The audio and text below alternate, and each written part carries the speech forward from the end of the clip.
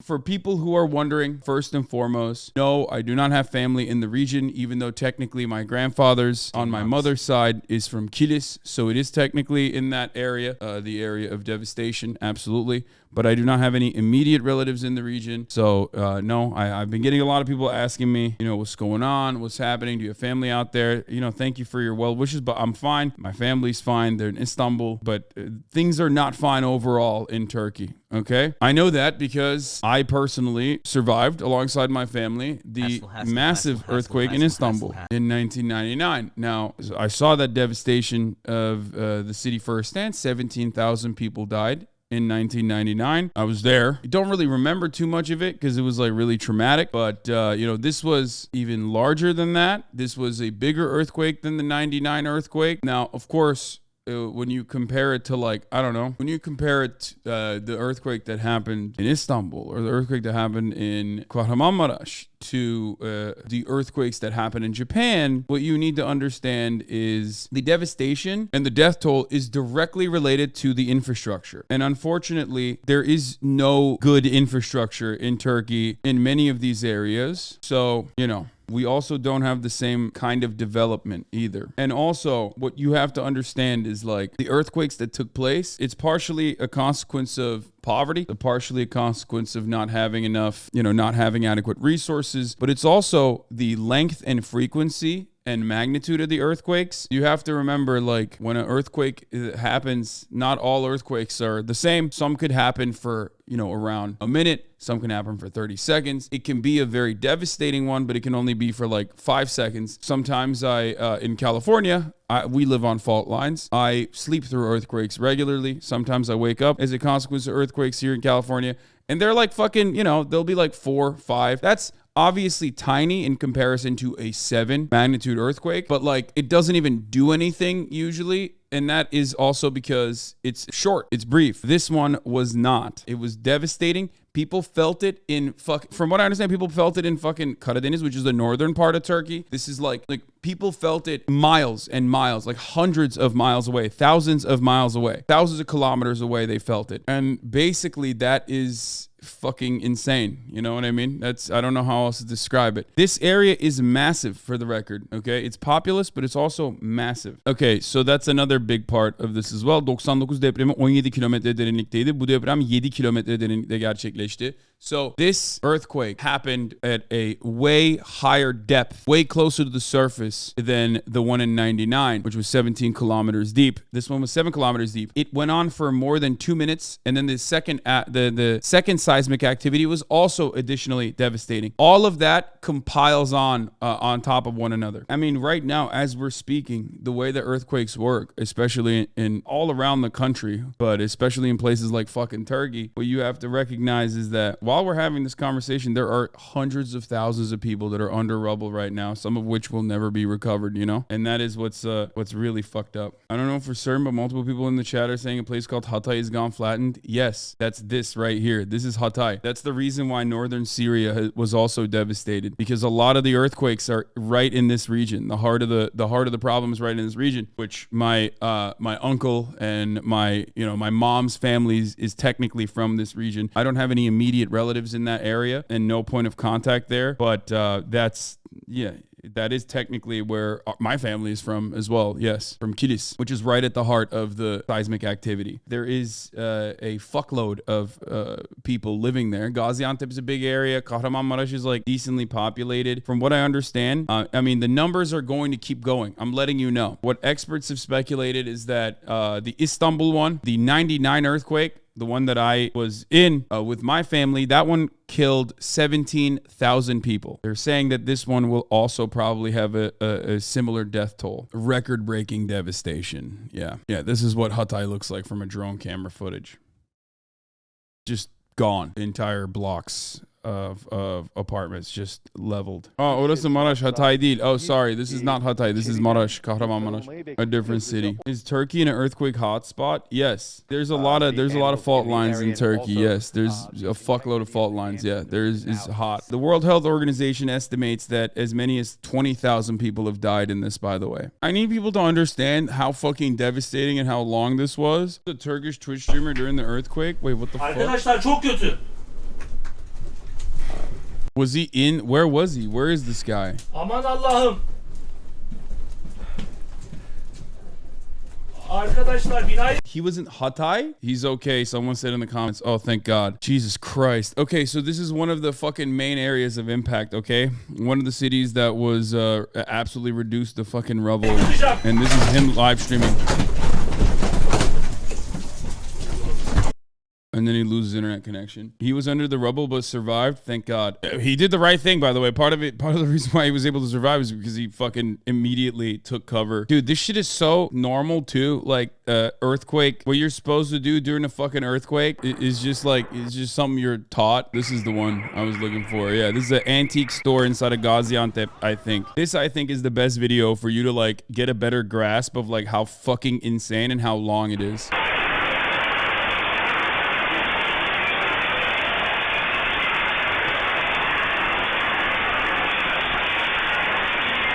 And it goes on.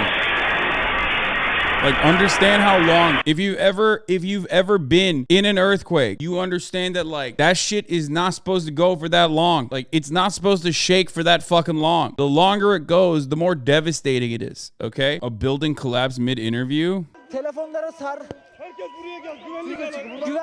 Güvenli alana geçiyoruz bizler şu anda. Vatandaşları da görüyorsunuz. Deprem oluyor gene. This is the second one. This is the second earthquake that happened in the middle of their coverage.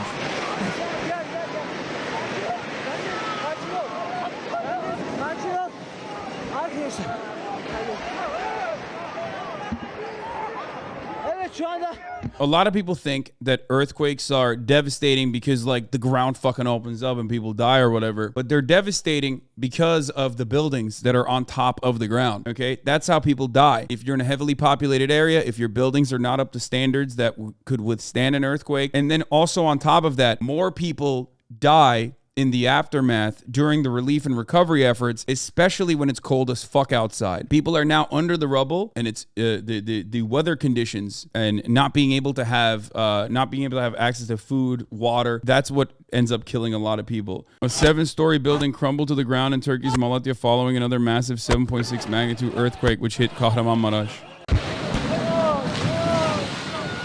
It's just fucking insane, dude. I mean, it's common for additional earthquakes to happen, like aftershocks to happen, which is really obviously is what makes the recovery efforts all the more difficult, because like when you have people in and around these buildings that are standing but barely, it puts the rescue workers' lives at risk as well. A video and maps of the impact and huge earthquake and aftershocks have killed thousands. This is what happened in Şanlıurfa. As you can see, an entire fucking building collapsed in and of itself, electrical grids exploding. The earthquake, the 7.8 magnitude earthquake hit before sunrise around 4 a.m. local time, I believe. Like literally in the process of this, what we're hearing now is 5.3, 4.4, 4.4. This is a constantly updating list of earthquakes. Another one that was 6.0. The aftershocks unfortunately also displaced like already fucking buildings that have been devastated, making it even harder for rescue operations to occur. So it's a calamity. That's the word to use here. It is a calamity, much like the 99 earthquake was considered a calamity. Were there aftershocks? The initial earthquake was followed by more than 100 aftershocks, including a magnitude 7.7 tremor during the day on Monday that interrupted search and rescue operations. The European Mediterranean Seismological Center said the preliminary data showed the second large earthquake occurred 67 kilometers, 42 miles northeast of Kahramanmaraş, Turkey, at a depth of 2 kilometers, which is like, I mean, that's pretty fucking high. 2 kilometers is like basically surface. Like it's literally fucking near the surface, making it so much more devastating. More than 14,000, 1,400, but now the number is, I believe, 2,500 have died across 10 provinces of Turkey, and at least 7,000, just so much more than that. This is a older information. In Syria, 430, this is all old information-wise. The first quake damaged a historic Gaziantep castle, which has been in use since the Roman times. That's another crazy one. I don't know if there's a video of that, by the way. Do you guys have a video footage of the Gaziantep Gaziantep Castle. If you don't understand the exponential power of earthquakes, yeah, for those of you in the chat that understand, the difference between 7.6 and 7.8 is massive. The difference between 6 and 7 is not just one fraction. The difference between magnitude 6 and magnitude 7 is like literally entire cities wiped out versus not. The 1994 Northridge, California earthquake of 6.7 caused 24 billion to 93 billion in damages in an area with earthquake prepared infrastructure. This earthquake of 7.8 is about 13x the power of that one. Incredibly devastating. I asked where Erdogan was, and every Turkish person in chat in unison said 31, which is, if you guys remember, which means he's just masturbating. That's what every Turkish person said in the chat in unison, saying he's jerking off. Where the fuck is recovery efforts in Hatay? Hiçbir yardım çalışması yok, barınak yok, profesyonel yardım ekibi yok. Right now, Hatay, the southernmost tip of Turkey, as far as like, this is from an hour ago, and it's been like fucking 20 hours since the earthquake happened. It is seemingly almost fully abandoned. They're saying that there is no help, no recovery efforts, no shelter efforts, no professional help. The roads and the airport is devastated. There's no electricity. There's no water. There's no natural gas. I mean, I don't know if it's because it's a CHP area or if it's because it's been devastated. And after 21 hours, he's saying like, we've been at it for 4 hours with literally just one fucking hammer and one shovel, saving 20 people's lives, just ourselves, nothing else. He says it's only like civilians and a couple cops. This chatter says since 2000 all the way to 2023, 88 billion liras have been collected as earthquake security, and yet only 350 million of the liras have actually only been spent on recovery efforts, implying that like billions of lira have just gone into the pockets, potentially into the pockets of government officials. Deprem vergilerine ne oldu sorusu yine gündemde. Vergilere 80 bin konut yapılabilirdi, yapılmadı. So this is since 99, when that devastating earthquake that I told you about, the one where I was in Istanbul over, that killed 17,000 people. They've been collecting insurance, like earthquake insurance, basically, in the earthquake taxes. And they're saying that if they had utilized it adequately, 800,000 units could have been built with it. And when asked the federal government, where the fuck did it go? They said they built a road. They built a road, and also it could be anywhere. That was the official response from the federal government. Now, of course, this is coming off the heels of, this is coming when a new election in Turkey is bound to happen very soon, in like a couple months. So that is also a big deal as well. Erdogan's power is waning. His influence is waning, as I said. It doesn't seem likely that he will reach a 50+% majority support. His mishandling of the earthquake relief, his epic fuck up of this magnitude will most likely also factor into this as well. But this is what it is for the past 20 plus years, okay? Oh, he's talking to someone directly on the ground in Antakya.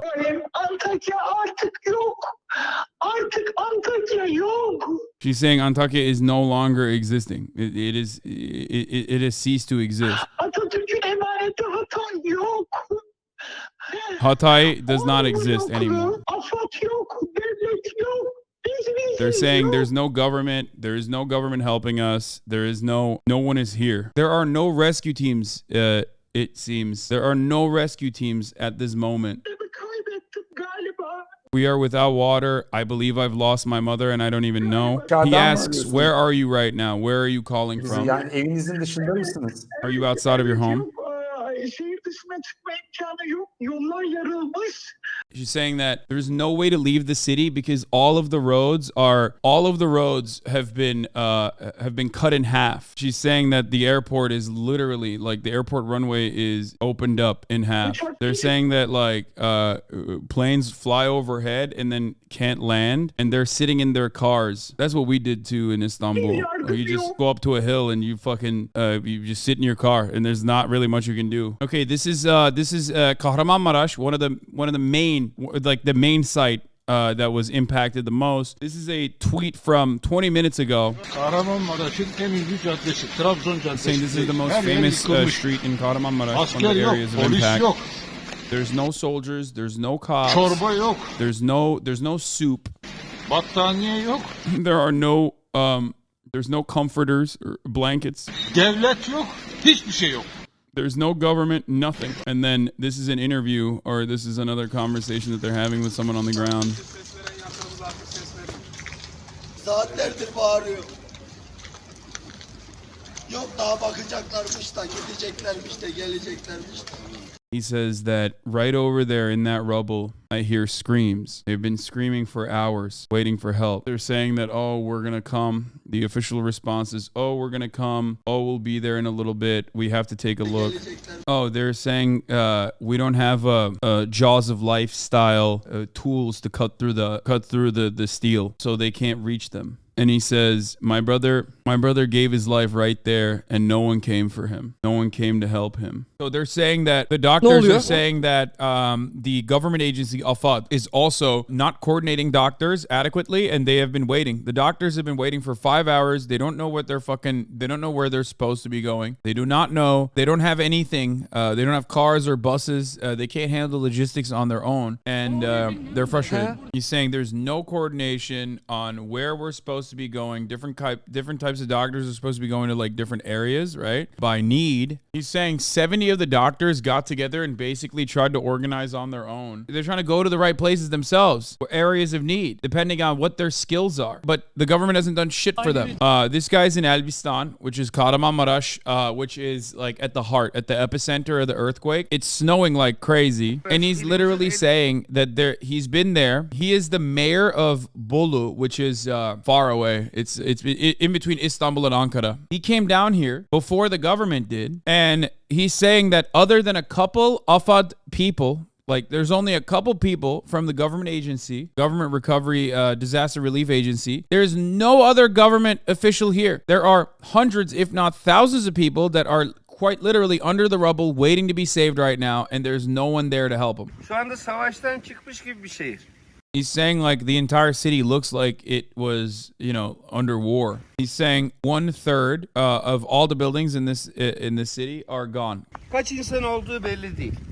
No one knows what the number of casualties are, but people suspect that there are people just literally living under the rubble currently. He's saying that due to the snow, it's making the efforts even harder, and there's going to be a real miracle that you need to save these people. Ama maalesef karayolları ekipleri görevini tam yapmadığı için highway teams are not doing their jobs adequately, and they're not helping funnel in supplies coming in from the west. He's saying there's going to be 30 centimeters of snow if this continues. I personally do not fucking understand why the military has not been deployed. Like, I don't get it. I don't know what's going on. Why the fuck do they not have the military deployed to aid and assist in the recovery efforts? At least get these motherfuckers to salt the roads. You know what I mean? Like that's what's insane, because every single person that you would send to the region at the moment could be a helping hand. The Turkish military is massive. Remember, there is a draft in the country. You have to serve. As a Turkish citizen, if you're an able-bodied male over the age of 18, you have to serve in the military. So there's reserves, but on top of the reserves, there's just like straight up currently drafted active duty military members to the tune almost of a fucking million, Not a million, but like you have more than 500,000 active duty service members currently in areas of need. I don't understand it. I don't understand why the military has not been sent in. I actually don't get it. Sosyal medyada yayılan yanlış haberler. He's saying that there's a lot of misinformation being spread on social media. You don't understand. He's saying that, he's basically saying fake news. Also manlit, ironic. He's saying a lot of people actually didn't get hurt by the buildings, but actually because they were running away from the building, which I don't even understand what the fuck he's trying to say. It's like, no. There's a lot of fake news. They didn't get hurt inside the buildings. They got hurt when they were running away, which I don't know what kind of difference that makes. He's saying the government is bringing soup and bread.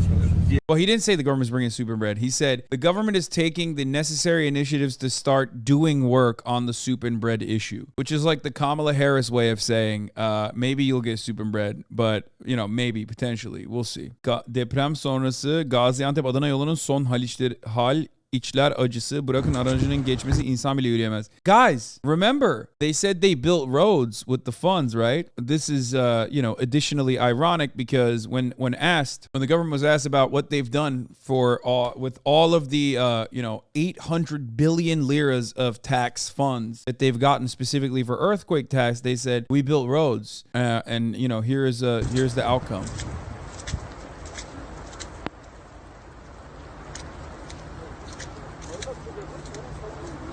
This is between two of the major cities that are both suffering from damages, extensive damages. Adana and Gaziantep. This is the road between the two. You can't even fucking drive cars on this road any longer. You can't even walk through this road any longer.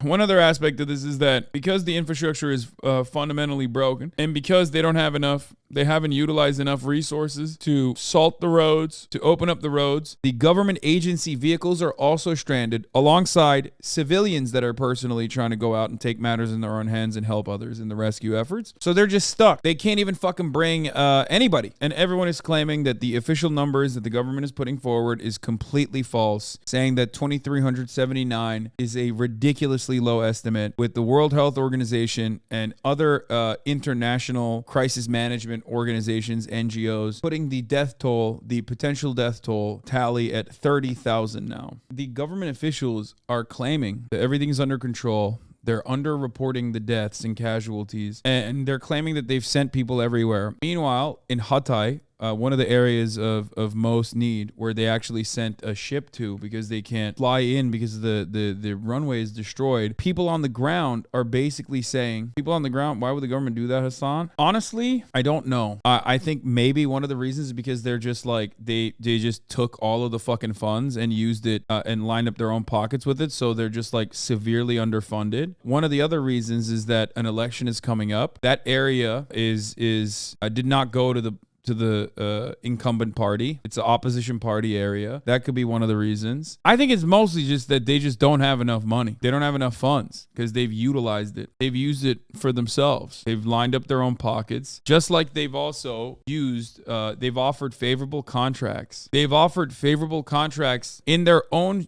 areas, right? What ends up happening is that it's not dissimilar to the United States of America, where like, oh, this is our area. We're going to build a lot of housing. We're going to do a lot of housing development in this area. How do they build the housing? Well, they take the money, they give it to their own friends. They give it to government loyalists who then build the housing and usually will, take a little bit off the top for themselves, use shittier quality materials. They claim that they're actually earthquake proofing the housing when they're clearly not. This kind of corruption has been consistent in the Erdogan regime since its inception. Erdogan came into power and basically built his own group of wealthy loyalists and donors and supporters. So they are supposed to have regulation, right? I mean, I showed you this already. We showed you this already. Bostanbaşı Asur sitesinde full yapılı satılık daire 4. Bina son deprem yönetmeliğinde uygun olup, they're specifically stating this building that I'm about to show you in Malatya was built up to earthquake code. When they're selling it, they're literally telling you it's built up to earthquake code. That's the building.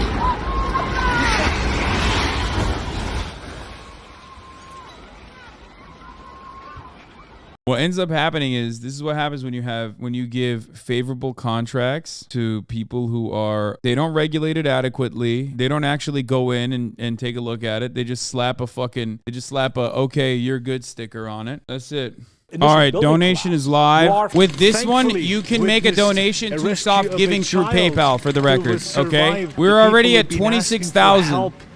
Since the beginning of today, as of 4 a.m.